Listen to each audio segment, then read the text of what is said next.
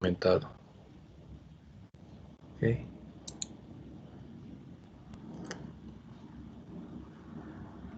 Muy bien, ya está grabando. Estamos observando todos en pantalla. Tenemos el archivo número 1, que es el marco conceptual. ¿Ya revisaron el material? ¿Le dieron una leída?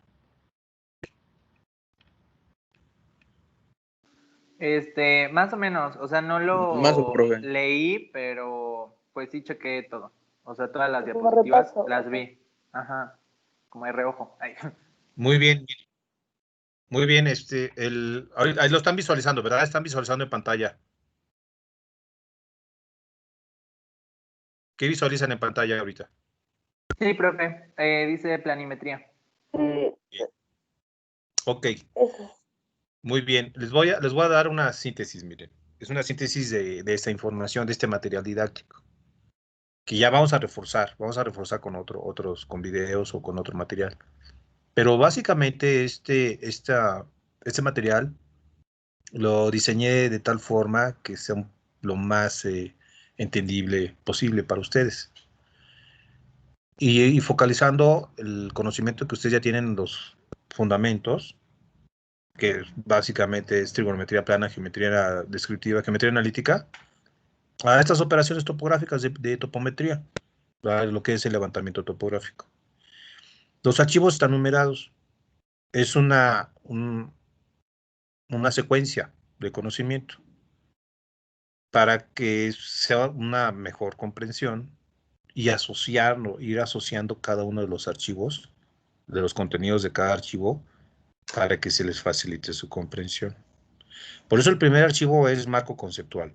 Marco conceptual, que es topografía, cómo se clasifica de acuerdo a su estudio, como este.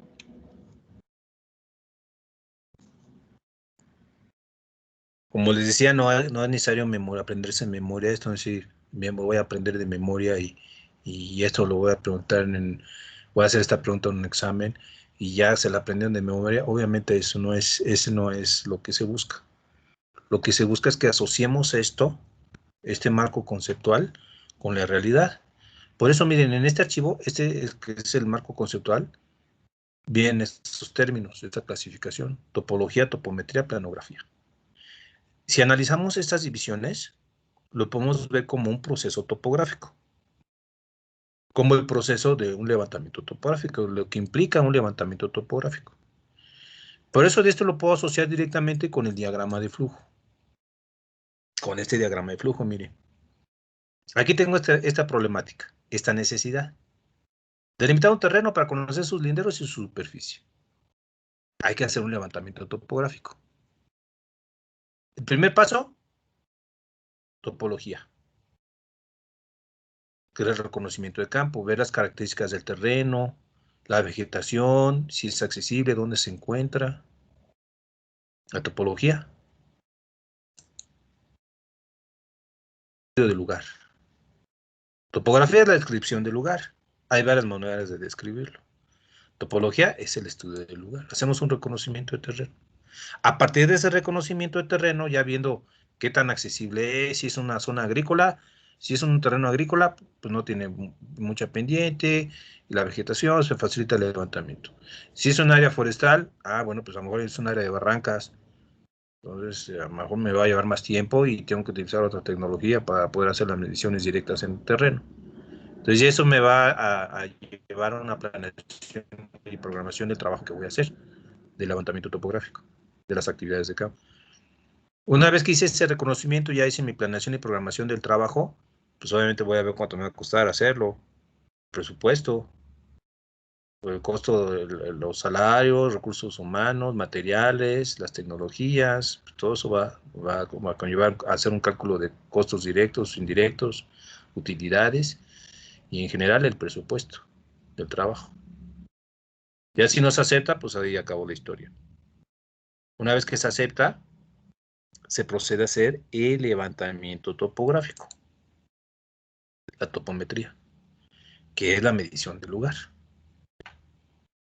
Todas las operaciones que conllevan topometría. Esa parte de topometría que vamos a abarcar en esta primera fase, recuerden que es planimetría. la planimetría. Ahorita lo vamos a analizar en cada uno de los archivos que les envié, de los archivos con los que ya cuentan. Una vez que hago mi parte de mis operaciones de campo, mi levantamiento topográfico, procedo a realizar los cálculos, el trabajo de... Fíjense muy bien, lo que es esta parte del levantamiento topográfico, entonces podemos pasar al segundo archivo, que es fundamentos. ¿Qué son los fundamentos? Los principios básicos que anteceden a esta materia. Los conocimientos básicos que requiero tener para poder hacer topometría. Recordemos que la topometría, de acuerdo a las operaciones de campo que se realizan, se clasifica, lo podemos clasificar como dividir en planimetría, que es X y Y, son 2 dimensiones, los pares ordenados, definir un marco, no, mi sistema de referencia es el plano cartesiano, recuerde. Voy a definir mis pares ordenados, mis coordenadas planas rectangulares, que en topografía también se conocen como coordenadas arbitrarias. Coordenadas arbitrarias. O coordenadas planas, coordenadas locales o coordenadas planas rectangulares. Esos son los términos que se le dan a las coordenadas topográficas. Altimetría, para determinar diferencia de alturas, desniveles y ver la configuración del relieve terrestre. Y la combinación de ambos me da la tercera dimensión, la XYZ, plan y altimetría, para ya tener representado mi relieve gráficamente a partir de curvas de nivel.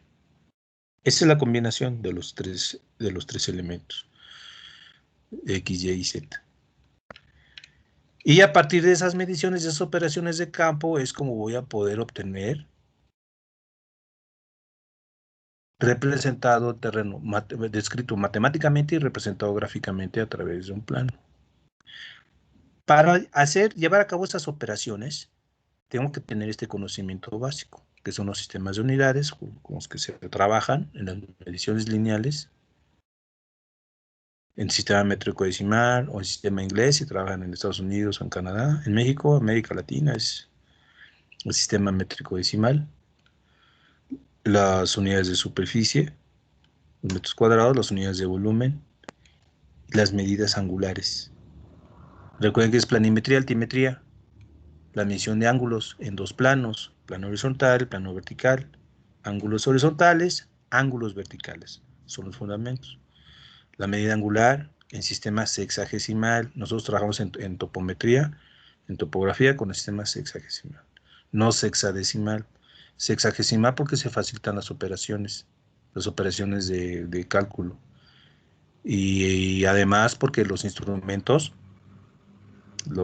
topográficos, los teodolitos, las estaciones totales, están expresados los ángulos en forma sexagesimal. Grados, minutos y segundos. En grados, minutos y segundos. Que es algo que también ustedes ya conocen. Entonces se trata de que con este archivo ustedes reforzar un poco su conocimiento, refrescarles la memoria en ese ámbito y tengan esto como un antecedente previo a la operación topográfica. También cuando veamos el tema de cartas topográficas, pues también las coordenadas latitud y longitud vienen en este formato. Y en las coordenadas geográficas o geodésicas, ahí ya trabajamos también con décimas, centésimas y hasta milésimas de segundo. Y ya después van a entender por qué. Por qué se hacen esas aproximaciones y eso va acorde a la precisión. Pero regresando a los fundamentos, principios básicos, recordar lo que son los ángulos horizontales en planimetría. En planimetría, los ángulos internos, externos, ¿a qué nos estamos refiriendo? Cuando yo quiero medir un terreno o una porción de terreno, voy a hacer topometría, voy a hacer una identificación de topometría. Lo primero que tengo que hacer es identificar el terreno. Y al hablar de identificar el terreno, tengo que conocer cuáles son sus elementos, los elementos de un terreno, que estoy dentro de este proceso, el estudio del terreno. Entonces, ver los elementos del terreno es lo primero que debo conocer. Entonces, lo primero pues, son los puntos. los vértices que lo identifican, los puntos topográficos. Aquí les pongo este ejemplo, es un plano topográfico. Y aquí están los elementos, plasmados gráficamente. Pero lo primero, miren, el punto topográfico. El punto topográfico que me va físicamente a indicar los vértices del polígono que comprende o que define esa propiedad o ese terreno.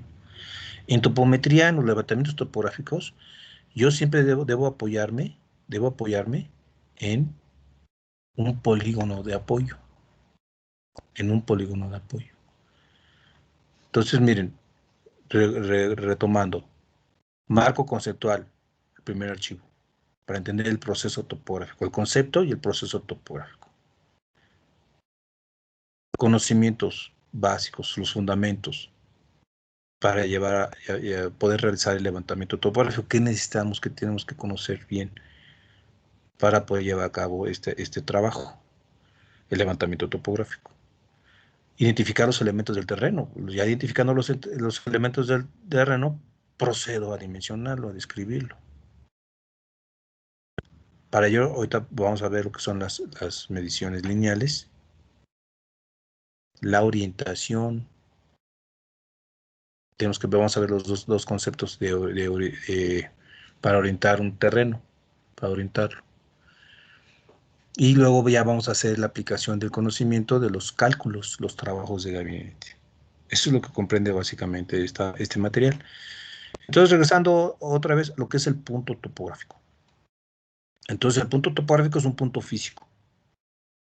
Que puede ser una mojonera, un clavo, una placa de INEGI, o un punto definido físicamente fijo. Y ese punto va a tener coordenadas X, Y, Z, y luego asignar coordenadas X, Y, Z. Pueden ser coordenadas arbitrarias. Si hablamos de topografía, son coordenadas planas rectangulares. Pero también le puedo dar una posición geográfica. Le puedo dar latitud, longitud o coordenadas UTM a través de un sistema de posicionamiento global por satélite.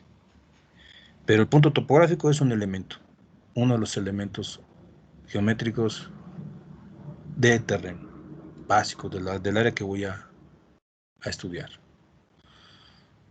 Otro elemento importante es, una vez conocido los puntos, los vértices, pues voy a conocer los lados del polígono, que son los linderos del terreno. Los linderos del terreno.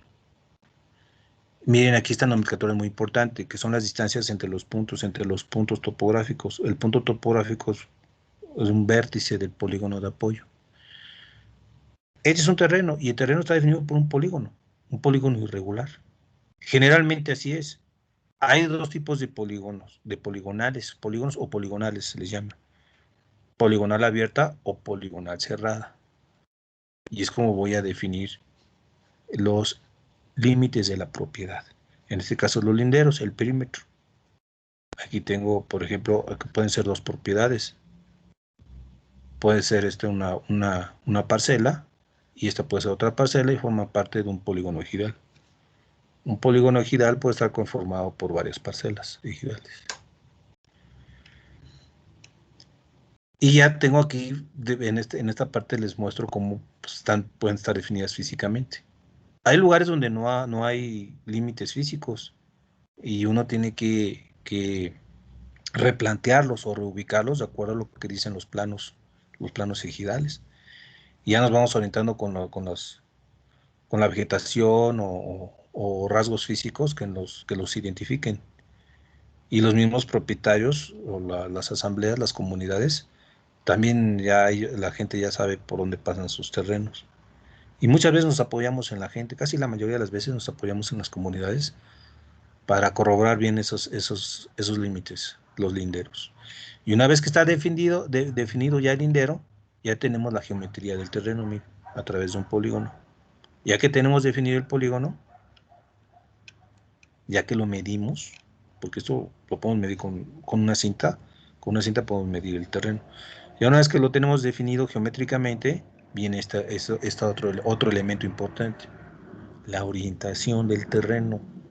¿Cómo está orientado el terreno? ¿Cuál es la posición? Porque fíjense, yo ya definí la figura geométrica, el polígono, que representa el terreno en cuestión. Ya lo tengo dimensionado, yo puedo determinar su perímetro, su superficie y lotificarlo, pero sigue siendo un modelo espacial. Y este otro elemento me va a permitir ver la posición que guarda el terreno con respecto al norte geográfico, con respecto al sol, el oriente y el poniente. Y eso también es un factor muy importante en ámbito agronómico. El tipo de vegetación, el uso que se le dé, el suelo, la caracterización de muchos rasgos agronómicos. Y bueno, aquí en esta imagen, que como pueden observar, ya hay un plano topográfico ahí. Y ahí están los elementos del terreno plasmados. Tengo, como ven, aquí tengo los elementos, son los puntos topográficos, son los vértices del terreno. Tienen una numeración. De ahí tengo los linderos, que son los lados de mi polígono irregular. Este no es un polígono regular, es un polígono irregular. Estas cruces es el sistema coordenado, son las coordenadas rectangulares, planos rectangulares. Tengo la dirección norte indicada, el norte verdadero, hacia dónde está orientado el terreno. Tengo este cuadro de construcción. Este cuadro de construcción es la parte matemática de esta parte gráfica, de cómo se construye el polígono. Por ejemplo, aquí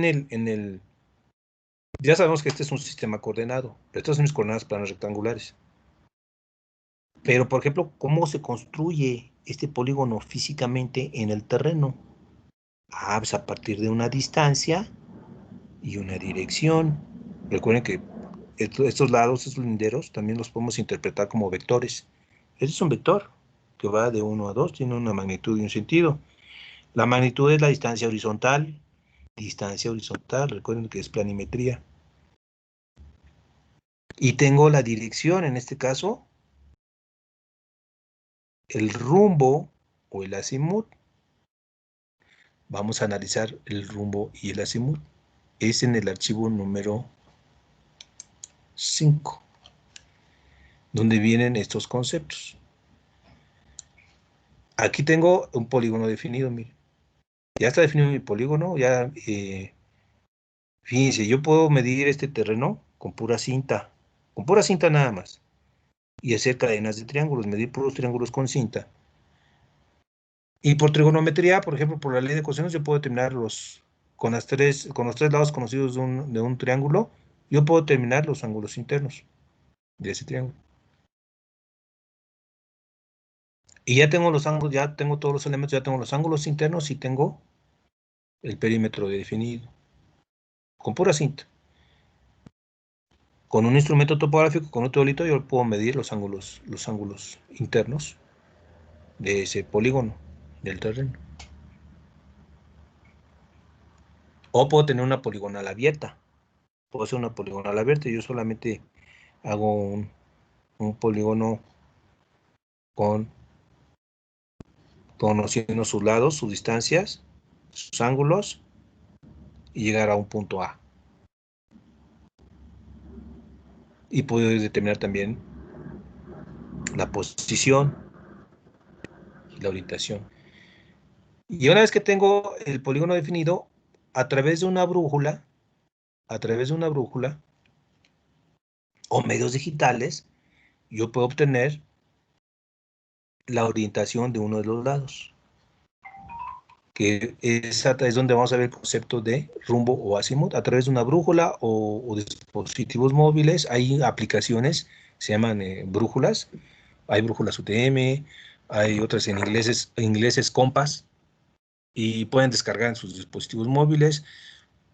Lo ideal, yo por ejemplo, cuando trabajo en campo, es que lo hago con diferentes medios para que sea confiable el dato que yo obtenga en campo.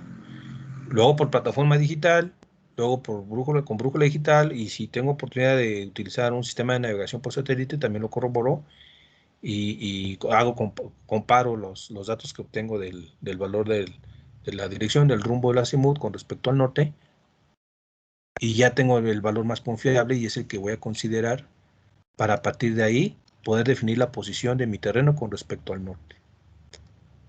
¿Okay? Aquí en este ejemplo, En este ejemplo podemos ver un terreno, por ejemplo, que está definido por este polígono, ¿no? Por este pentágono. Observo, ubico el norte, hacia dónde queda el norte geográfico, y a partir de ahí mido estos ángulos. Estos ángulos ya son las direcciones, miren. Estos son azimut, se llama azimut, medido a partir del norte hacia cada uno de los lados de interés. Puede ser los lados del polígono o en este caso estos lados de estos triángulos, de esta triangulación. Les menciono lo que es la brújula para que la conozcan, para los que no la conocen y los que la conozcan, son brújulas.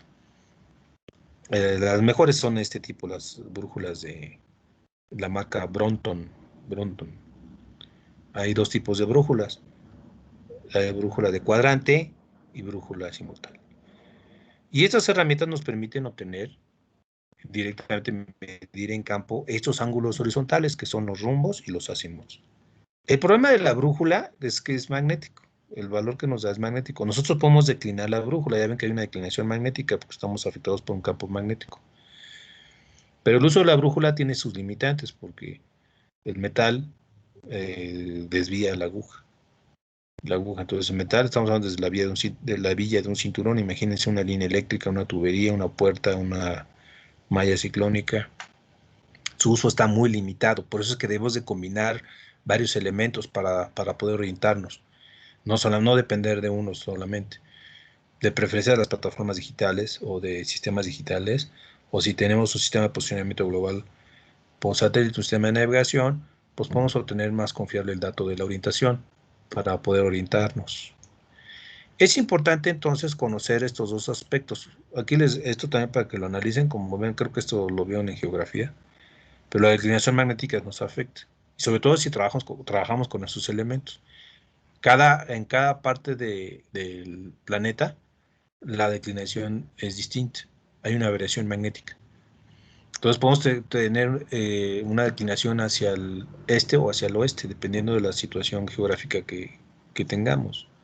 Y ese dato nosotros lo podemos consultar en las cartas topográficas. Viene la declinación magnética de cada lugar, de cada sitio, cada municipio, de cada región. Hay cartas magnéticas también, pero en la carta topográfica viene ese valor. Y es muy útil a veces, sobre todo cuando trabajamos con brújulas magnéticas, pero que tiene sus limitantes, sus grandes afectaciones. Actualmente ya con las plataformas digitales se nos facilita este trabajo y ya tendremos un dato más confiable en ese ámbito. Y esto es un brevario cultural, básicamente. Derivado de esto, pues sabemos los tipos de norte que hay. Sobre todo cuando estemos trabajando con cartas topográficas o con planos topográficos. Si trabaja con brújulas magnéticas hay planos oficiales donde indica que el levantamiento se hizo con brújula y son planos de muchos años. Entonces se indica el norte magnético. Entonces se indica el norte magnético y se investiga cuál es la declinación magnética del lugar en una carta topográfica correspondiente a ese sitio y podemos calcular el norte verdadero, el norte geográfico. Y en las cartas topográficas tenemos lo que es el norte de cuadrícula, porque recordemos que en las cartas topográficas la diferencia con el plano topográfico es que en el plano topográfico tenemos como referencia el plano cartesiano con abscisas ordenadas y en la carta topográfica son coordenadas cilíndricas, es decir, que el sistema de referencia ahí son paralelos y meridianos. Entonces ahí es lo que se le conoce como el norte de cuadrícula, ¿verdad? Entonces llegamos a estos dos conceptos importantes, rumbo y azimut. El rumbo es un ángulo agudo. Vean gráficamente. Los rumbos son los ángulos que se miden son ángulos horizontales, recuerden. Por eso, miren, regreso aquí a la brújula. Hay un aspecto importante que hay que analizar. La brújula está provista, miren, de un nivel esférico, un nivel circular. Cuando nosotros vayamos a medir un rumbo con una brújula, por eso lo quise poner aquí. Cuando nosotros vayamos a medir un rumbo o un azimut, porque recuerden, este por ejemplo es azimutal. Este es de 0 a 360 grados, es una brújula azimutal. Con esta brújula yo puedo medir un azimut. El lado de orientación es con esta pínula y esta otra pínula, yo alineo estas dos pínulas a través del espejo, observo, me pongo en un punto A hacia un punto B, hacia el punto que quiero orientar, hago coincidir esta línea y ya la aguja me va a indicar el valor correspondiente, el valor angular, que en este caso sería el azimut. Pero cuando yo realice esa operación, tengo que cuidar que la burbuja esté aquí al centro. Cuando la burbuja esté al centro, quiere decir que entonces ya el ángulo es horizontal, y ya la brújula está nivelada. Si la burbuja no está al centro, pues va a estar inclinado, entonces no va a ser un ángulo horizontal y el valor no va a ser confiable. Ese es uno de los factores importantes a considerar, que deben ser ángulos horizontales. Y en la manipulación de estas herramientas tenemos que cuidar esos aspectos. Y entonces una vez que ya medí mi azimut o mi rumbo, depende del tipo de la brújula, así es como se interpreta gráficamente. Entonces el rumbo es el ángulo que se mide a partir del norte o a partir del sur, hacia el este o hacia el oeste, de 0 a 90 grados, dependiendo de la línea que se trate. Esta línea roja que ven aquí, pues es un vector, es uno de los lados del polígono, del terreno que estoy midiendo, que estoy identificando. Entonces tengo que este lindero de A a B. Y en cada vértice del polígono yo proyecto los puntos cardinales, mire, como si fuera un plano cartesiano, pero en este caso son los puntos cardinales. La abscisa, que es la dirección este-oeste, y la ordenada norte-sur, o meridiana norte-sur. Entonces, a partir de este centro, de este origen, tengo definido mi lindero, y con la brújula medí este ángulo. Recuerden los cuadrantes. Tenemos primer cuadrante, segundo cuadrante, tercer cuadrante, cuarto cuadrante. En los puntos cardinales, cuadrante es noreste. Si mi lado del polígono se encuentra en este cuadrante, sería noreste. En este caso se encuentra en el segundo cuadrante, es sureste. Sur, 55 grados, 44 minutos, 11 segundos. Recuerden, es formato sexagesimal. Hacia el este. Y si me posiciono en el punto B, ¿se acuerdan del término de ángulos semejantes? Este ángulo es semejante a este. ¿Ves? Son iguales. Pero está en el cuadrante opuesto. También se conoce como el rumbo inverso de A a B, sería este. O el rumbo de B a A, sería se mide a partir del norte, en este caso hacia el oeste. Norte, 55 grados, 44 minutos, 11 segundos, oeste. Entonces este es el rumbo de A a B y el rumbo de B a A. Ese es el concepto de rumbo. En el concepto de azimut, si yo quiero conocer el azimut de A a B, el azimut es el que se mide a partir del norte nada más. El rumbo se puede medir a partir del norte, a partir del sur, hacia el este o hacia el oeste, dependiendo de la línea que se trate. El azimut no. El azimut solamente se mide a partir del norte, de 0 a 360 grados, en sentido horario o sentido de giro de las manecillas de reloj, hacia la línea que se trate, o el vector, el lado del polígono que se trate. En este caso, el azimut sería igual a este ángulo que está aquí, miren. Entonces, en un razonamiento lógico en cuanto al concepto de ángulos complementarios, podemos decir que el complemento de este ángulo es el azimut. El complemento de todo este segmento, ¿cuánto mide del norte a sur? Son 180 grados.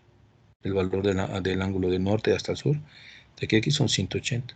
Si yo quiero conocer el valor del azimut, a 180 grados, le voy a restar el valor de este rumbo, de este ángulo, y voy a obtener el azimut. Entonces, este sería el concepto de azimut. Mire. Por ejemplo, tengo el azimut de A a B.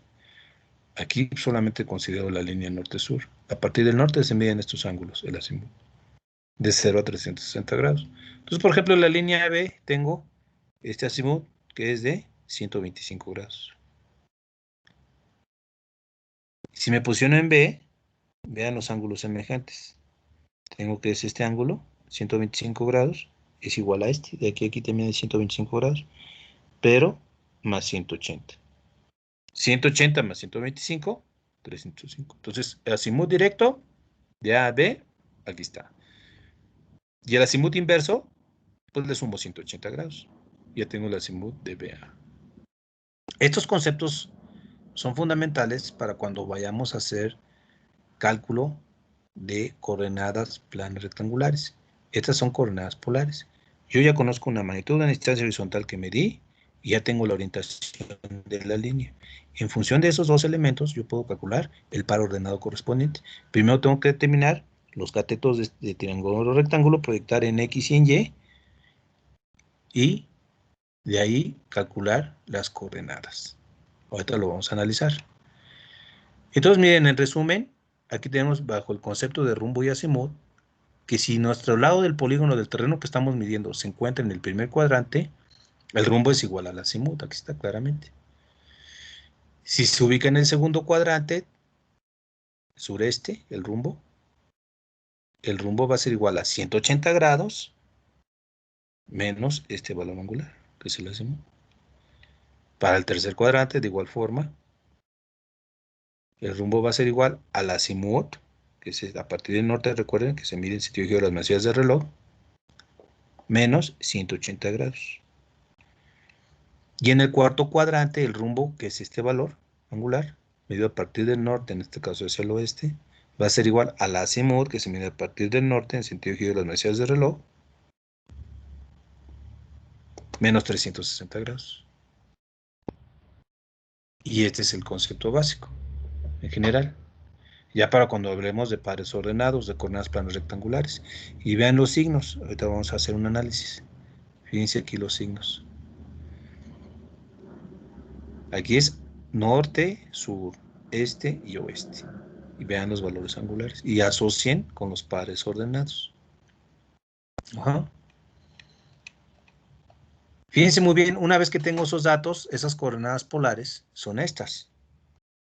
Por ejemplo, miren, en el primer cuadrante tengo mis coordenadas polares y voy ahora a determinar mis coordenadas rectangulares, que son estos vectores, que son los catetos del triángulo rectángulo, cuya hipotenusa es el lado del polígono del terreno que estoy midiendo. La L es la distancia horizontal y el ángulo que considero en este caso medido a partir del norte o a partir del sur es el rumbo, o el azimut, también puede ser el azimut. Entonces tengo que, para calcular estos catetos, pues aquí está. También se llama proyecciones. Por ejemplo, la proyección, yo proyecto este lado al eje X y es la distancia horizontal multiplicada por el seno del rumbo. Y igual en la Y, para proyectar este lado al eje Y, que es el otro cateto del triángulo rectángulo, es la distancia horizontal multiplicada por el coseno del rumbo. Y así para cualquier cuadrante donde se encuentre esa línea en cuestión, para el segundo cuadrante, para el tercer, ustedes en su materia de trigonometría, pues vean que el ángulo se mide a partir de X. Cuando el ángulo se mide a partir de la X, bueno, pues entonces la X es igual a la distancia por el coseno del rumbo. Pero en topografía, en topometría, trabajamos con direcciones, rumbos y azimuts, entonces los ángulos se miden a partir de la Y. Por eso cambia esta forma de cálculo, de operación trigonométrica. Y así para los otros dos cuadrantes, lo mismo. Entonces miren cómo yo voy calculando mis proyecciones y en función de esas proyecciones ya voy a tener mis coordenadas planas rectangulares a partir de las coordenadas polares, de las mediciones de las medidas de campo, los ángulos y las distancias. Les muestro este problema básico de agrimensura.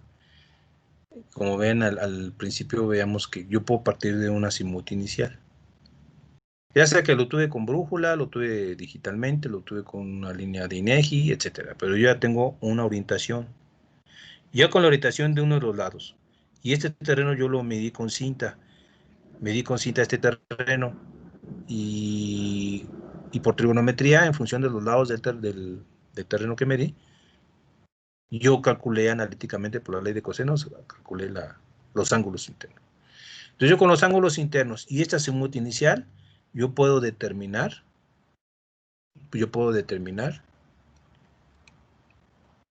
los azimuts correspondientes a cada uno de los lados. Y son puras sumas y restas, lo que les decía, por eso se facilita más trabajar con sistema sexagesimal. Entonces, fíjense, yo tengo, para empezar, mis incógnitas son los azimuts de los lados del polígono. Yo conozco el azimut de A a D.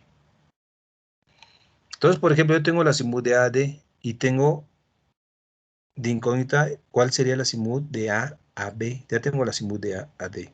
Ahora, de A a B, ¿cuál sería? Pues es este valor angular, desde el norte hasta la línea que se trata, que es la línea AB, que sería la suma de 60 grados más 67 grados. ¿Cuánto les da?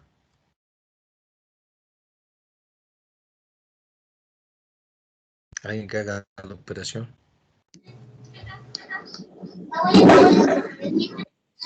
127 grados. Muy bien, 127 grados, ahí están, mire. 127 grados. Entonces, fíjense bajo el concepto que venía arriba, que les comenté. Yo conociendo ya un azimut directo, conozco el azimut inverso o el contraazimut. Se llama azimut inverso o contraazimut. La diferencia son 180 grados. Es decir, yo de A a B ya tengo un valor de 127 grados, que es el valor del azimut, medio a partir del norte hacia la línea que se trata. Ahora me posiciono en B y de B observo A hacia A. Entonces tengo que este ángulo, si yo prolongo el lado, como si fuera un ángulo de deflexión, si yo lo prolongo, voy a tener que este ángulo es igual a este. Entonces son 127. La diferencia son 180 grados, miren. Entonces 127 más 180, ¿cuánto me da? 307 grados. 307. 307 más el ángulo interno que es 113, me va a dar 420 grados. 420. A mí no me interesa me interesa este, porque el azimut es este, se mide a partir del norte. Entonces a 420 grados le resto 360 grados y voy a obtener el azimut de BC, que va a ser 60 grados. Aquí está. ¿Ya vieron cómo se van calculando? En función de los ángulos internos y el azimut inicial, por puras sumas y restas, se van determinando las direcciones de los demás lados. Así, por ejemplo, para el siguiente lado, el vértice C, ya conozco yo de B a C, por lo tanto, también conozco el azimut de C a B, que es el azimut inverso. La diferencia son 180 grados. Recuerden, aquí está este ángulo, es igual a este.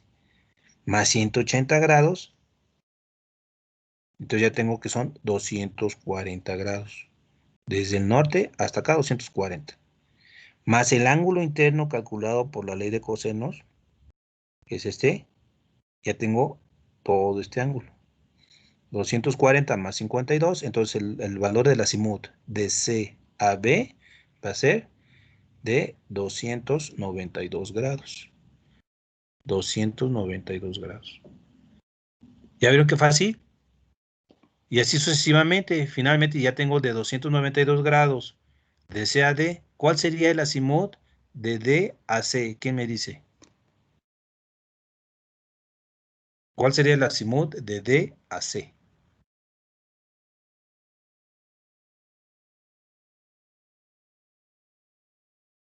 ¿Quién dijo yo?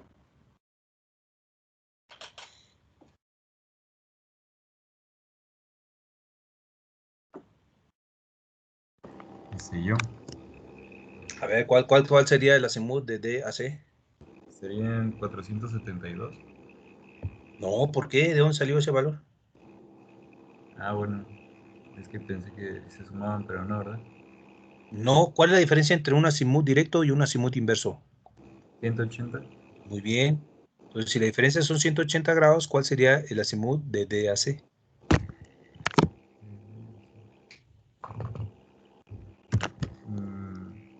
No entendí muy bien. Tengo que sumar 292 más 180. Como quieras, puedes sumarle o restarle los 180. Te va a dar lo mismo. Ah, bueno. Pues lo sumé y salió 472. Ajá, Ujú. 472. Menos 360.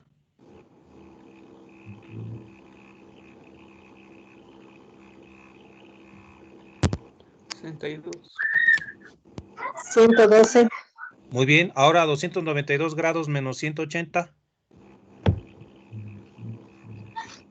112. 112. Da lo mismo, ¿verdad? Entonces ya 112. tengo que son 112. Entonces ya tengo que son 112 grados, miren. Son 112 grados el valor del azimut de DAC, que es el contrazimut de CAD, o el azimut inverso de CAD, son 112, miren, 112 grados. Si prolongo este lado, son 112. Mi incógnita ahora es este valor angular, que es el azimut de DAA. Entonces, como conozco el ángulo interno que calculé, y acuérdense que yo levanté este terreno con cinta, medí todos los lados, medí una diagonal, y en función de los lados de un triángulo calculé los ángulos internos por la ley de cosinos. Y entonces ya tengo este valor angular calculado analíticamente. Y ya tengo este azimut de DAC. Entonces ahora quiero conocer el azimut de DA, pues le sumo 112 más 128. 240. Y me da 240, miren. Y ya calculé los azimuts. Entonces, de lo que se trata, jóvenes, es que entiendan, o sea, no los estoy haciendo topógrafos. Eso es una cuestión analítica de cómo interpretar estos conceptos, estos elementos. Ahorita lo que hicimos fue orientar un terreno. Automáticamente, en el momento que yo oriento un lado de mi terreno, ya lo puedo tener, ya le estoy dando posición. Pero requiero, si quiero calcular las coordenadas plano rectangulares, hacer mi proyección en un plano, en un sistema cartesiano, pues requiero conocer también los elementos, las direcciones de cada uno de mis vectores, de mis lados de mi polígono, para poder determinar, proyectarlos en el plano cartesiano, calcular sus coordenadas. Y entonces ya puedo construir mi cuadro de datos. Y eso es parte de los, como decía, de los elementos, lo que es la orientación del terreno. Es un otro elemento muy importante a considerar, jóvenes, es las colindancias. Porque yo puedo dimensionar geométricamente, y tengo que darle posición. Pero otra parte fundamental, otro elemento importante son los vecinos, los terrenos colindantes, los terrenos contiguos, las propiedades, porque puede ser propiedad federal, privada, puede haber vialidades, puede haber ríos, acantilados, puede ser zona federal, etcétera. Entonces tenemos que también, parte de un terreno, lo que lo define un terreno, un elemento importante, son sus colindantes, son sus colindancias. Y oficialmente, por normatividad, en un plano topográfico, y sobre todo cuando se traten problemas agrarios, deben mencionarse las colindancias de las parcelas, los solares, los terrenos ejidales. Y es un problema muy común. Y yo por eso se los digo desde ahorita, desde este nivel preparatoria, que ustedes ya traigan este conocimiento, les va a reforzar muchas aplicaciones en el ámbito agronómico, tanto en la especialidad, pero sobre todo allá afuera. Ya cuando ustedes egresen de la institución y les toque ver este tipo de problemáticas a las que se van a enfrentar. Les comentaba de las plataformas digitales. Por ejemplo, otro de los elementos del terreno pues, es su superficie. La superficie es un conjunto de áreas. Por ejemplo, un polígono de ejidal, como les decía, pues está dividido en n parcelas. Entonces, cada parcela tiene un área. La suma del área de todas las parcelas pues, da el área total del ejido, que tiene el ejido. Y bueno, en los viajes de estudio también los llegan a ver mucho. A mí me tocó en los viajes de estudio como en algunos ejidos les dan una carpeta donde lo primero que les dan es el plano ejidal y cómo están distribuidos los viveros o las zonas forestales, inclusive hasta áreas ganaderas o las carboníferas, depende, ¿no? Inclusive en cuestiones textiles e industriales, el manejo de las madereras, los aserraderos, etcétera. Nosotros en las plataformas digitales podemos hacer polígonos, definir polígonos y superficies. Sin embargo, hay que tener mucho cuidado con cautela. El manejo de esa información es expeditiva para programar, para proyectar, para darnos una idea de los sitios, de los lugares, pero no tomarlo como a partir de ahí voy a hacer un plan topográfico oficial o voy a decir esas son las áreas exactas, porque no hay exactitud aquí. Lo que trabajamos en topografía es precisión, pero en las plataformas digitales, sobre todo en Google Earth, son imágenes de satélite, entonces hay una distorsión. Las imágenes están adrede, están distorsionadas. O sea, la vista no es perfectamente ortogonal en la pantalla. Y vienen las escalas también, pero hay una distorsión. Entonces eso nos genera un error. A la hora que estemos viendo un punto, a lo mejor podemos tener, por más zoom que le demos acercamiento, hay un pixelaje que nos distorsiona, nos deforma la imagen. y no vas a tener bien ubicado el punto topográfico. Y puede haber errores de 10 metros o de 5 metros, pero ya con esos errores, pues imagínense, ya nos afecta todo. Un elemento mal, que una distancia o un ángulo mal medido, pues ya nos altera toda la geometría, todos los elementos del terreno. Entonces siempre la recomendación es que sí las utilicemos las herramientas y las plataformas, pero depende para qué. Depende de las necesidades agronómicas.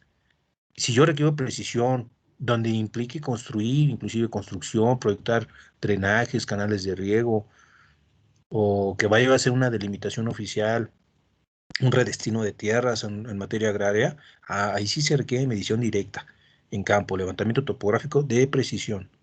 Si se puede con estación total, mejor. Ya veremos, platicaremos un poco las tecnologías en la actividad que desarrollan ustedes de sus trabajos de investigación. Ahorita estamos interpretando lo que es el proceso topográfico, identificando los elementos a considerar importantes.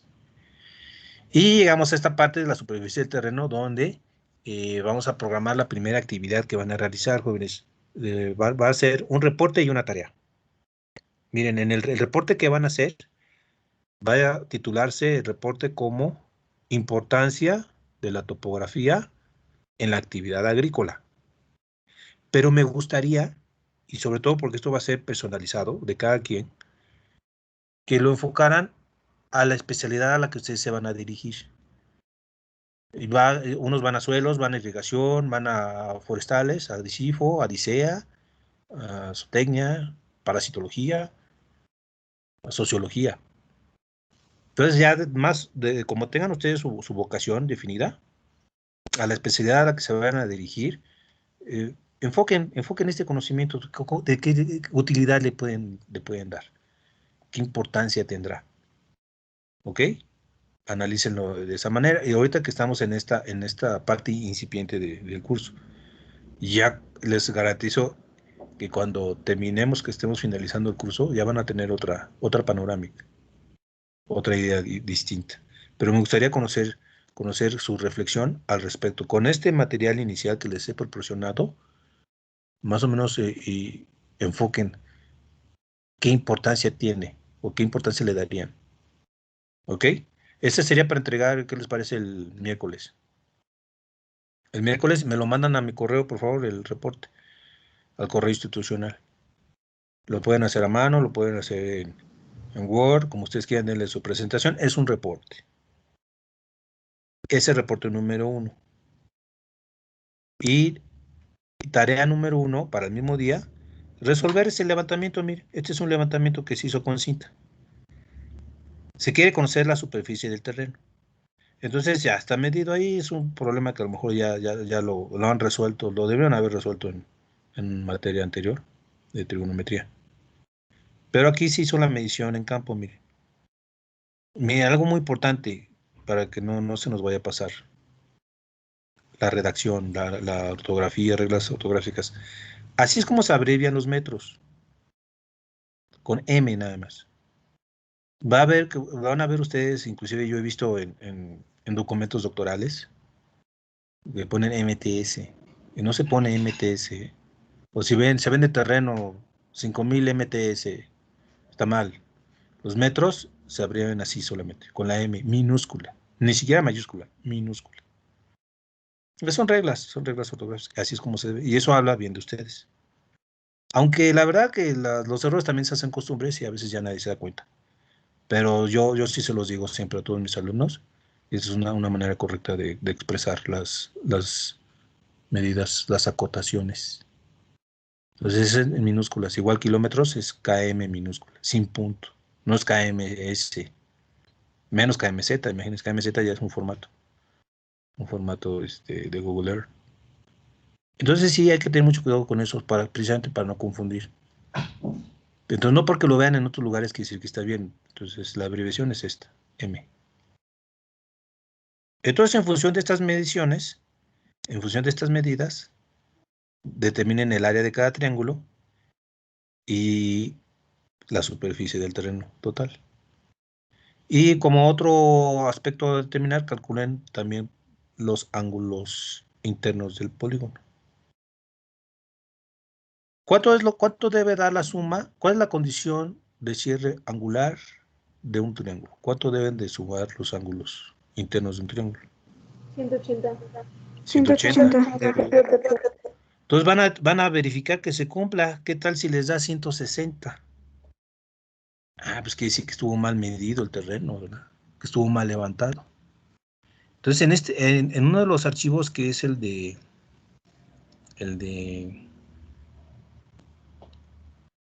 cálculos derivados de un levantamiento topográfico, y en este se habla de los errores, porque nosotros al medir tenemos varias afectaciones. Nos afectan los errores sistemáticos, accidentales, que si no estamos leyendo bien la cinta, y hay equivocaciones que a lo mejor es una otra lectura a la que estamos haciendo, o que la cinta está inclinada, o que la cinta no está bien graduada. Hay muchos errores que nos afectan, por eso tenemos que verificar esas condiciones geométricas. Por eso aquí, regresando al diagrama, recuerden que estamos en esta parte todavía, miren, pero ya estamos entrando acá, entrando a la parte del cálculo. Aquí nosotros debemos de ver si está bien hecho el levantamiento. Matemáticamente lo voy a comprobar, voy a corroborar a través de verificar las condiciones de cierre angular y las de cierre lineal. Y ya si al calcular los ángulos y las coordenadas, puedo determinar si estuvo bien hecho mi levantamiento. Si cumple con las tolerancias, si puedo comprobar que mi levantamiento estuvo bien hecho, pues paso a la siguiente etapa, que es la planografía, a la elaboración del plano topográfico. Si no cumple, si está mal hecho el levantamiento, están mal tomadas las medidas, pues regreso al campo y repito el levantamiento topográfico. Repito las mediciones y vuelvo a calcular todo. Hago mis cálculos y verifico que las mediciones estén bien hechas. Ahora sí ya cumple, ya vi dónde estuvo mi error, me equivoqué en una medida. Ya, entonces ya pasó a lo que es la parte de la planografía, elaborar el plano topográfico. ¿Ok?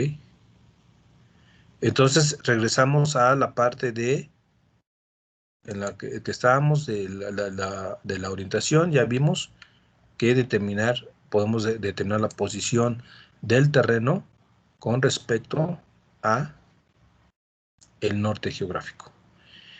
Y en este otro archivo que, hablando un poco de las mediciones lineales del terreno, las mediciones lineales, ya ven que ahorita es una de la tarea número 1 que van a resolver, ¿no?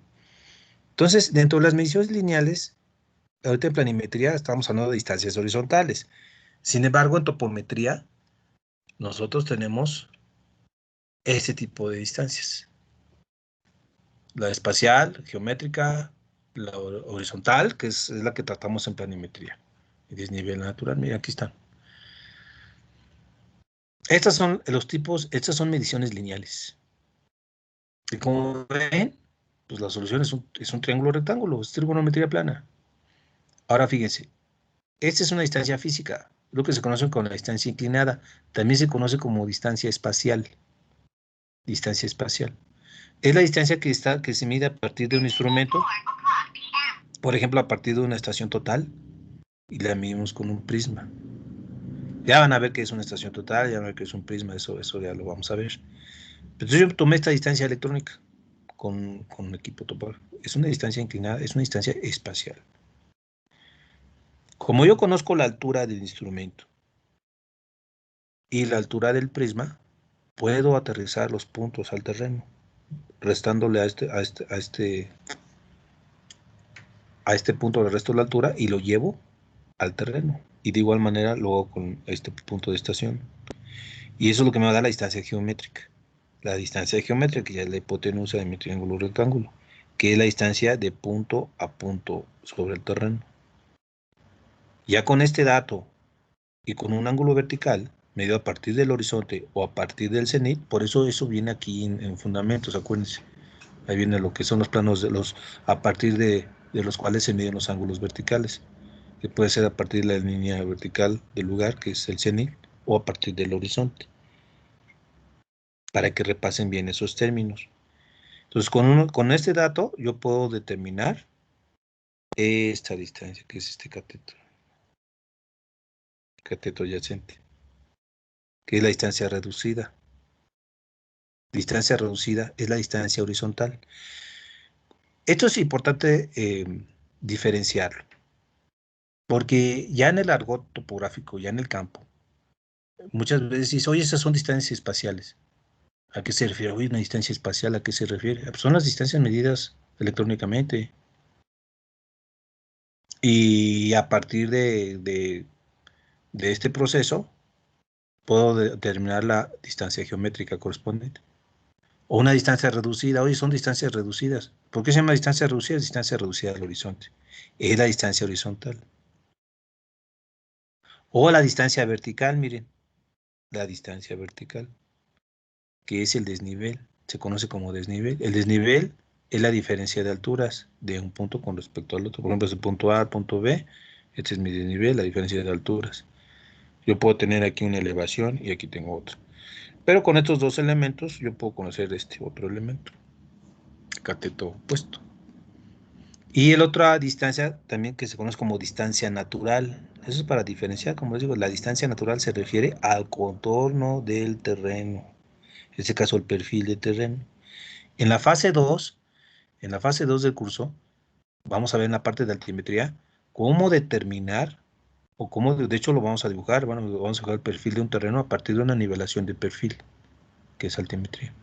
Entonces vamos a dibujar un perfil de terreno a escala, y ya sobre el perfil del terreno ya se puede proyectar una tubería, un canal de riego, se pueden establecer terrazas, dimensionar terrazas, cortes, rellenos de excavación. Así son proyectos agronómicos, proyectos de ingeniería.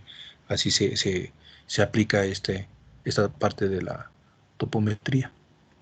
Por eso es importante identificar los tipos de distancias, las mediciones lineales que se realizan en topometría. ¿Ok? ¿Sí está claro, jóvenes, esta parte? Está sencillo, ¿verdad? ¿O cómo lo ven?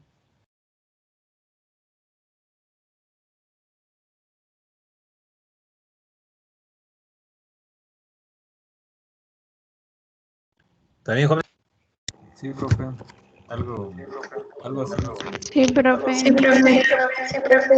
Muy bien, Era como, perfecto. me recuerda a un trabajo que hicimos en la secundaria. Bueno, que yo hice, que es medir un edificio, pero era con un instrumento que hicimos con un compás. Muy bien. Y la altura del edificio. Muy bien. Ok, aquí también este archivo para que lo analicen, lo revisen. Aquí les enseño una práctica de campo. Lo que es el levantamiento topográfico a veces tiene varias implicaciones y va a depender de las dimensiones del terreno que vayamos a medir, el método a utilizar, porque hay métodos. Ya en las especialidades se ven estas metodologías, sobre todo en irrigación y en suelos, ya nos metemos más, somos más metódicos, dependiendo de las tecnologías que utilicemos y las necesidades del proyecto que vayamos a,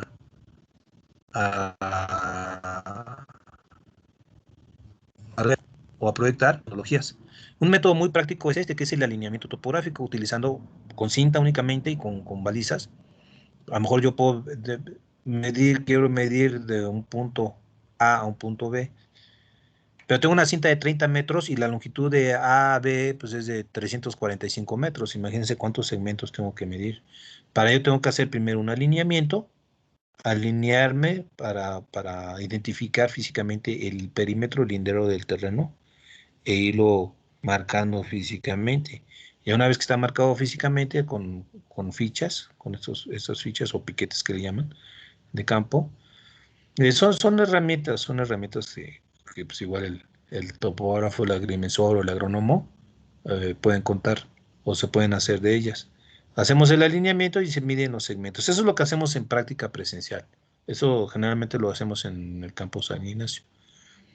Entonces a cada equipo de trabajo yo le asigno un lote y ya lo miden, lo van midiendo, hacen sus alineamientos y lo dimensionan.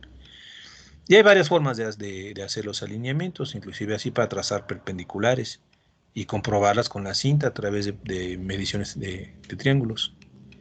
Y viene un procedimiento para que que lo analicen, lo revisen y pues que les quede como su acervo cultural cuando se les llegue a presentar, porque tarde o temprano se les va a presentar la necesidad, pues ya pueden refrescar un poco el conocimiento con esto. Los tipos de cintas, las graduaciones y lo que les comentaba, los errores, miren.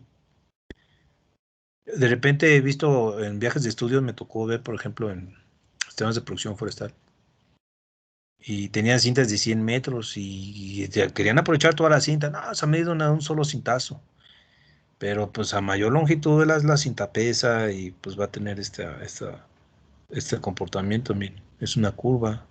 Esa curva se llama catenaria, es el error por catenaria. Entonces, obviamente, lo que nosotros recuerden, lo que nosotros tenemos que medir, lo que vamos a plasmar en un plano topográfico, son distancias horizontales. Entonces, tenemos que tener la cinta de tal manera tensionada para que la medida sea confiable, sea una distancia horizontal. Entonces, yo puedo tener varias fuentes de error. Una, que no tenga la tensión suficiente, que esté midiendo distancias muy largas, cuando deben ser distancias cortas, de 25 metros. ¿De qué va a depender? Uno, de la pendiente del terreno, de las condiciones climáticas. Si hace mucho viento, pues también me va a jalar la cinta, me la va a mover. Entonces va a tener muchas variaciones. ¿Cómo el error, cómo lo evito? No lo puedo evitar, pero sí puedo reducir el error. ¿Cómo? Haciendo varias lecturas. Hago varias lecturas del terreno. Puedo hacer varias lecturas del terreno y aquí lo que les decía, las herramientas básicas de un levantamiento con cinta, que es la primera práctica. Y mido varias veces. Por ejemplo, puedo medir la parte parcial 1, la puedo medir 3 veces con diferentes observadores. Y con eso ya voy a reducir los errores. ¿Los errores de qué? Los errores por catenaria, los errores de aproximación, de lectura. A lo mejor no está leyendo bien, a lo mejor no está bien posicionado el cero en el punto de trabajo. Entonces son muchos, muchos errores los que me afectan, sistemáticos y accidentales. Y ya con varias lecturas, pues ya voy a desechar las lecturas que se alejen más, las que se parezcan más entre sí, pues saco el promedio. Puedo determinar el error más probable. Y así con cada segmento lo voy haciendo lo mismo con cada segmento. Y ya si, bueno, esta es una zona agrícola, ya en una zona forestal donde ya el terreno es abrupto, pues sí tengo que tener mucho más cuidado, pues los tramos van a ser más cortos.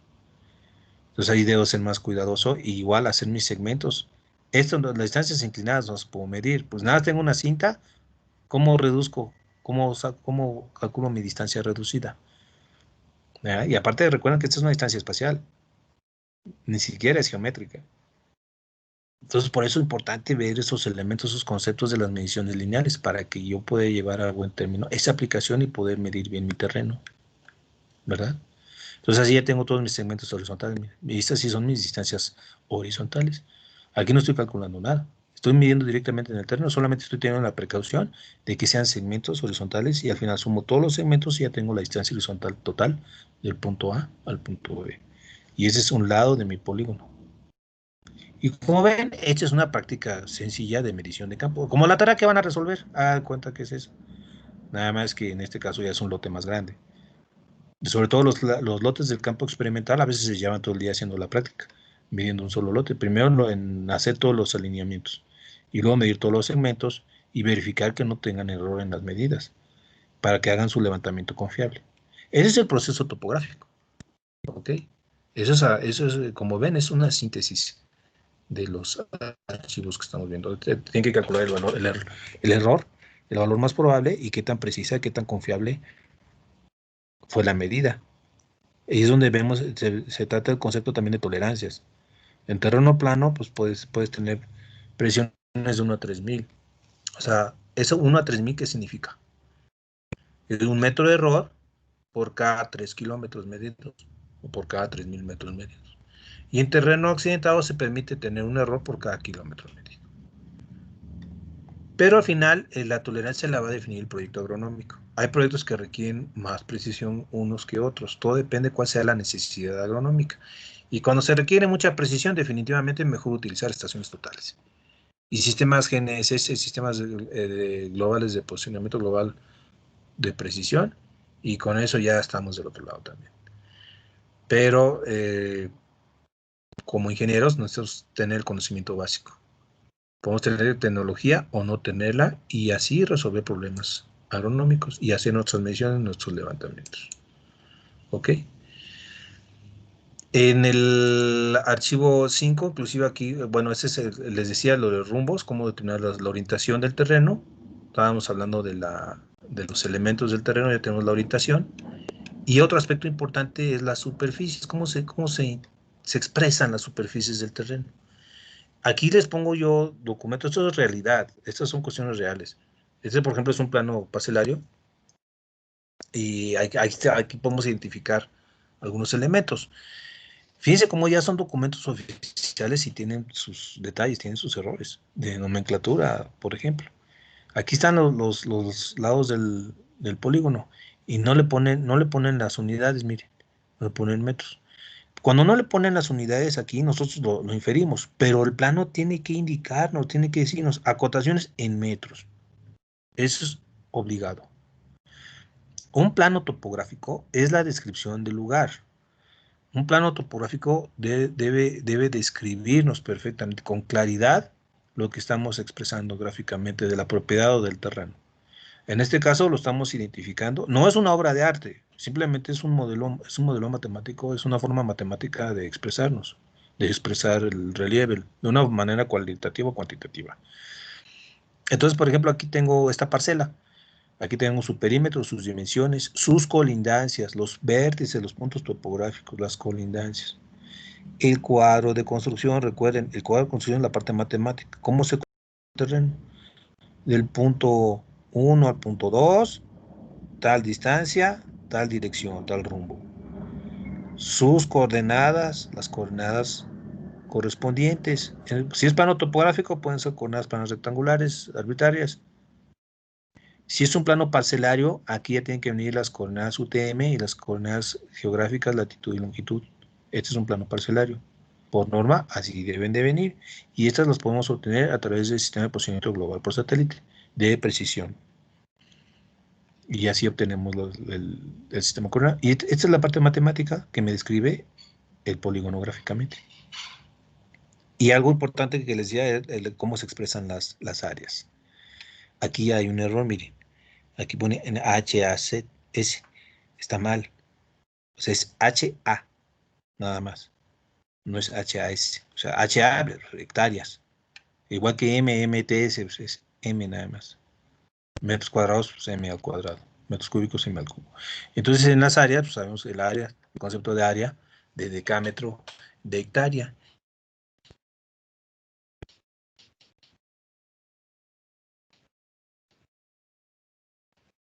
Y vean cómo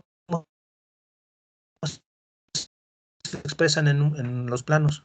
Así como hay un cuadro de construcción, también debe haber un cuadro de superficies, porque puede haber instalaciones hidráulicas y bueno, pues qué área ocupan, ¿no? Entonces es donde hacemos una clasificación de áreas y hacemos un cuadro de áreas y la suma de todas las áreas nos da el área total del predio, del terreno. Y así es como se expresan, miren.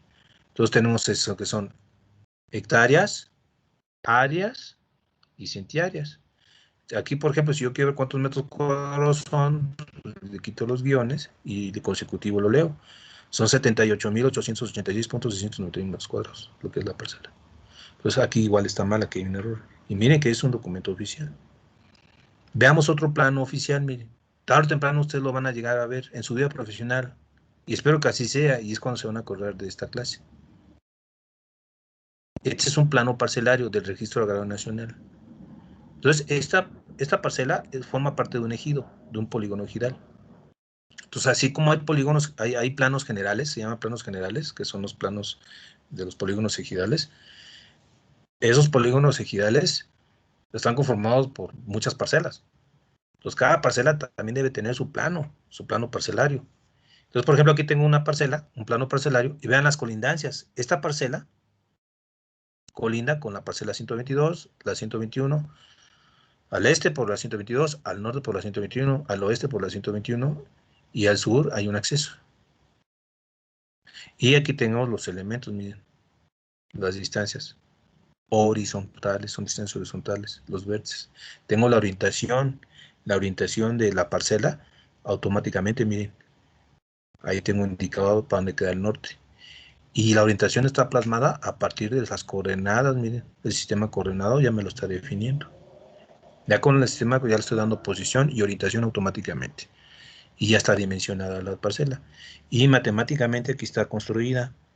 El cuadro de construcción me indica de vértice a vértice, tal azimut, tal distancia, tales coordenadas UTM, la convergencia de meridianos. Eso ya lo vamos a ver cuando vemos la carta topológica, porque recuerden como son las UTM son coordenadas cilíndricas y el sistema de referencia ahí son paralelos y meridianos, tenemos que considerar el error por convergencia de meridianos.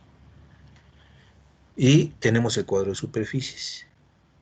En esta otra parte, en esta porción del plano del Registro Agrario Nacional, viene una parte de simbología. En esta parte de simbología, nosotros podemos, a lo mejor por aquí puede pasar un gasoducto de Pemex.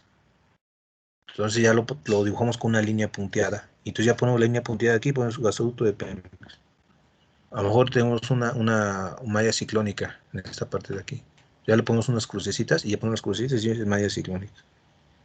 A lo mejor podemos tener un pozo de agua, pues un pozo. Tenemos vegetación, tenemos árboles, pongo de un tipo de dibujo de unos círculos concéntricos y ya pongo los círculos y es un pino, un árbol, pino o un encino. Y así ya definimos una simbología también.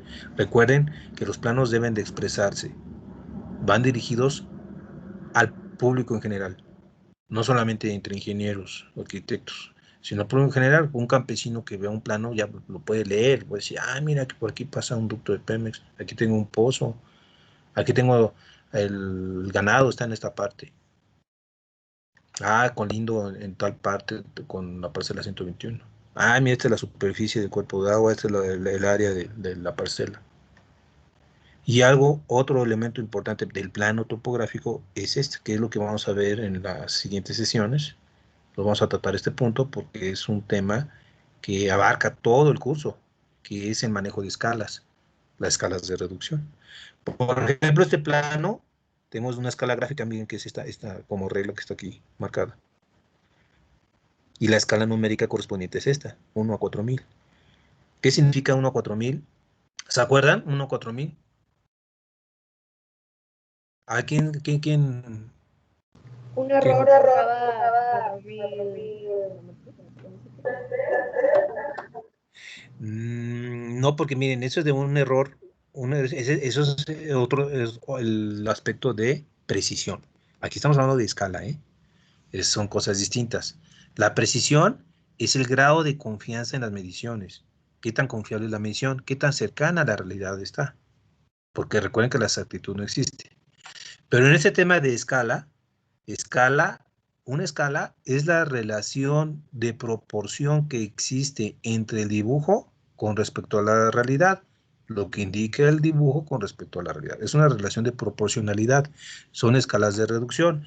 Si aquí digo que la escala numérica, la escala del plano, la escala del dibujo, es 1 a 4000, quiere decir que el terreno real, lo que mide realmente el terreno físicamente en el campo, lo tuve que reducir, hice una reducción 4000 veces. Lo tuve que reducir 4000 veces para poder plasmarlo aquí en esta porción de papel, en el plano impreso. Entonces, 4000, ¿qué quiere decir entonces? ¿Cómo interpreto la escala? Que 1 a 4000 significa que una unidad de dibujo me representará 4000 unidades de la realidad. Es decir, un centímetro de dibujo representará 4000 centímetros de la realidad.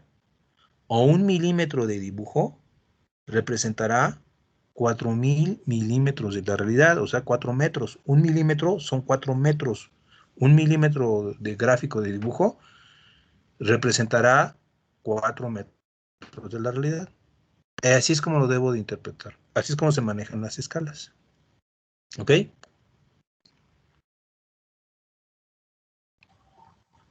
Sí. Y finalmente, otro elemento importante que ese ya entra dentro del aspecto ya de la altimetría, pues es la pendiente del terreno. Es otro elemento también muy importante a considerar, que lo puedo ver aquí no, aquí es planimetría. Pero hay un plano, hay uno que mostré que es el de curvas de nivel, sobre todo donde está el de la parte de orientación. Eso lo podemos ver acá. Donde viene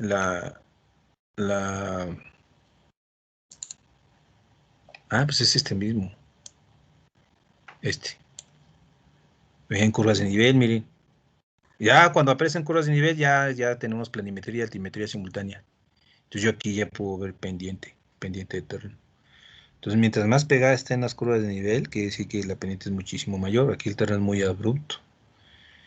Y mientras más espaciadas estén las curvas de nivel, ya puedo determinar que la pendiente es suave, ligera, casi plano.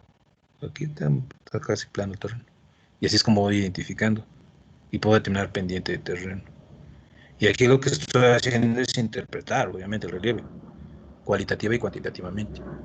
Aquí tengo estas simbologías, miren, de estos tipos de árboles. Entonces se pone la curva de nivel, pues es curva de nivel. El árbol, pues es un árbol, es un pino, pátula. Entonces es la forma de expresión en la planografía. Ok. Y la pendiente de terreno es otro de los elementos importantes que a partir de la trigonometría plana también yo puedo determinar, que es la inclinación del terreno. Entonces, a grosso modo, jóvenes, como ven, es una síntesis de todos estos archivos, de los 7 archivos. Recuerden que estamos en esta etapa todavía de los apuntes de planimetría. Todavía falta un poco más de material, sobre todo el de escalas. Con el de escalas ya estaríamos cerrando esa parte de apuntes para que ustedes los vayan recopilando, los vayan reflexionando, asociando a los conocimientos básicos. Pero el objetivo, recuerden, de este material que les estoy proporcionando es que lo comprendan. O sea, no es que sean ingenieros topógrafos, simplemente que comprendan este conocimiento, cómo lo pueden utilizar, cómo les puede servir para su ámbito agronómico. Y ustedes mismos pueden hacer sus propios planos, que ustedes mismos tengan la capacidad de medir el terreno, de hacer sus cálculos y hacer su representación gráfica. Y eso es un complemento de toda su labor agronómica, para que les va a ayudar mucho en sus proyectos agronómicos. Esa es la finalidad de todo este material didáctico que les he mostrado. Escucho sus comentarios, jóvenes, recomendaciones, ¿qué les parece esto? Como ven, ya estamos finalizando. ¿Todo bien, profe? Una pregunta. Sí, adelante. Ve que tenemos que resolver lo de... ahí se presenta un terreno. Ajá.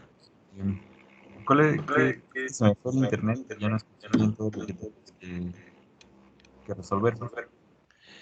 Miren, es un reporte, el reporte 1, que es la importancia de la topografía en la actividad agrícola, pero de preferencia me gustaría que lo enfocaran a la especialidad que ustedes van a elegir.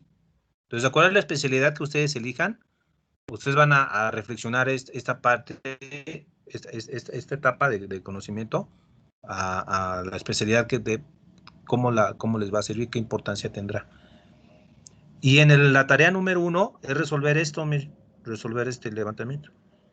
Hacer un levantamiento con cinta que se hizo. Entonces, lo primero que van a hacer, ver cómo puedo comprobar si están bien hechas las medidas. Bueno, pues voy a calcular los ángulos internos y verifico la condición de cierre angular. Ya se cumple, pues está bien hecho el levantamiento y procedo a determinar la superficie. Ya la superficie la calculan, lo pueden calcular directamente, calculan el semiperímetro y la fórmula de Aarón. Para que los que no se acuerden, pues por eso está este archivo que es el de fundamentos, donde viene pues todos los elementos que se requieren básicamente de la trigonometría. Entonces, esto, como ven, todo está asociado en la numeración, en orden secuencial, de antecedentes. Esto es lo que les decía, miren, aquí fíjense cómo que está esta forma analítica, pero vean, está medio a partir de la X el ángulo. Y vean cómo está al revés. En topografía es a partir de la Y que se miden los ángulos, de la Y hacia la línea que se trate. Entonces, por eso en topografía, la X es igual a D por el seno del ángulo, que es la dirección en que es el azimuto del rumbo. Y la Y es el coseno. ¿Ok? Y esto es brevario cultural, que les va a servir como antecedente y para que lo analicen. Entonces, analicen cada uno de los archivos, dediquenle su tiempo y véanlo de esta manera sencilla. No, aparentemente es complejo, pero es complejo si no nos organizamos bien, si no organizamos bien las ideas. Entonces, tratando de hilvanar cada uno de los elementos que vienen, todo está conectado, todos los archivos están conectados entre sí. Al final les puse porque este ya es un ejemplo. Analicen este ejemplo. Este es un levantamiento topográfico que se hizo. Solamente que en este ejemplo, por ejemplo, este es un terreno polígono, pentágono prácticamente. Lo que hizo el campo directamente fue primero localizar el norte geográfico, y a partir del norte con una estación total, entonces fueron midiendo los vértices. Se midió primero el azimut hacia 1, luego hacia 2, luego hacia 3, hacia 4. Este tipo de levantamientos se llaman radiaciones, se llama radial, ¿no? De 0 a 360 grados son radios. Entonces se miden las radiaciones, se mide una distancia horizontal y el ángulo, en este caso el azimut, a cada uno de los vértices. Y se tiene el siguiente registro del vértice A, que es el punto central, y se hicieron estas radiaciones. Se obtuvieron los azimuts. Haz de cuenta que aquí pongo yo la estación total, ultraviolito, lo pongo en ceros, y al ponerlo en ceros, ubicando, por ejemplo, una marca física orientada al norte, y a partir de ahí lo pongo en ceros, y ya en el ángulo horizontal ya me está desplegando, porque recuerden son ángulos horizontales, ya me va desplegando directamente azimutes. Entonces ya tengo los azimuts hacia los puntos, y las distancias las puedo medir físicamente con una estación total o con cinta. Ya tengo las distancias horizontales, y ya con estos dos elementos se calculan las proyecciones. Recuerden, aquí están las proyecciones en X y las proyecciones en Y. Y vieron en X, seno, la distancia horizontal por el seno del azimut, y en Y igual. Y una vez que calculé las proyecciones, ya tengo las proyecciones, le doy coordenadas, ya tengo todas las proyecciones, miren. Fíjense los signos. Por eso es muy importante cómo están conectados todos los conocimientos, los archivos. Vean los signos. Tenemos un signo negativo aquí, en X. ¿Qué quiere decir? Pues que está al oeste. Esta proyección está al oeste. Y esta está al norte. Por lo tanto, el azimut, ¿en qué cuadrante está? Está en el noroeste. Y como ven es 287 el azimut, efectivamente es el cuarto cuadrante. El rumbo correspondiente va a ser 360 grados menos el azimut, me va a dar el rumbo correspondiente que está en el cuadrante noroeste. Por ejemplo, este está en el primer cuadrante, miren. Positiva a la X, positiva a la Y, es noreste. Por lo tanto, el azimut es 16 y el rumbo es igual al azimut en el primer cuadrante. Por lo tanto, el rumbo va a ser noreste 16 o 16 grados este. ¿Ya vieron cómo vamos asociando el conocimiento? Lo mismo en este. Aquí tenemos, por ejemplo, es sur. Y aquí es positivo, es este. Positivo es este. Entonces es sur, este. Entonces tenemos que estar en el segundo cuadrante. Entonces el rumbo va a ser igual a 180 grados menos el azimut. Sur, este me va a dar el rumbo. Y una vez que ya tengo las proyecciones identificadas, le doy coordenadas arbitrarias, recuerden, locales. Le doy coordenadas 100, 100 o 1000, 1000. Arbitrarias, las que yo quiera, les doy, así se llaman coordenadas arbitrarias, locales. Dependiendo de las dimensiones del terreno, pueden ser 100, 100, 1000, 1000, 5000, 5000. El origen se lo voy a dar de tal manera que no me dé coordenadas negativas, porque no se trabaja con coordenadas negativas en topometría. En topografía no hay coordenadas negativas, ¿eh? Entonces son coordenadas, todas son positivas siempre. Entonces, con las proyecciones y con los signos que ya tiene, los signos se los da el cuadrante en el que se encuentra el vector. Algebraica voy a obtener las coordenadas correspondientes a cada uno de los vértices de mi polígono, del pentágono. Y así se hacen las sumas algebraicas y obtengo las coordenadas. Aquí paso a paso se los estoy mostrando para que ustedes lo vean con calma. Miren, son sumas algebraicas. Y obtengo ya las coordenadas de los demás vértices en función del vértice A partir del cual se hizo el levantamiento topográfico. Eso, jóvenes, en general engloba la actividad topográfica en el ámbito de la planimetría y en el ámbito general del proceso topográfico. Entonces, ahorita con esta síntesis, ya lean cada uno de los archivos y vayan asociando cada uno de los conceptos y de la información y vean al final cómo llegamos a esto, cumpliendo con este diagrama de flujo. Entonces, analícenlo, jóvenes, chéquenlo. Tenemos ya las dos actividades pendientes para entregar el miércoles, el reporte 1 y la tarea, que es la solución de ese polígono. Cualquier duda que tengan, comentario, terminamos esta sesión, pero seguimos en contacto con WhatsApp, a través de ese medio. Cualquier inquietud que tengan o duda, háganmela saber.